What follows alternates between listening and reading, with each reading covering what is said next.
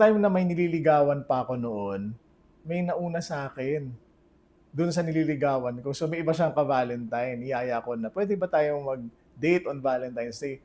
Ay, nauna na si ganyan. So, okey. Pero sabi ko sa sarili ko nun, "Next year, I'll make sure na ako ang magiging ka-Valentine's niya." And nangyari nga yun. At yung twist dun ngayon, mag-asawa na kami.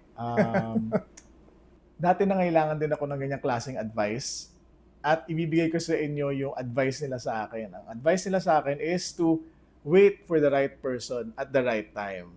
Ayun, nangyari nga. Naku, huwag kayong papayag sa situationship. Una sa lahat, di ko alam kung ano ibig sabihin ng situationship. Pero pinaliwanag sa akin yung ibig sabihin ho nun.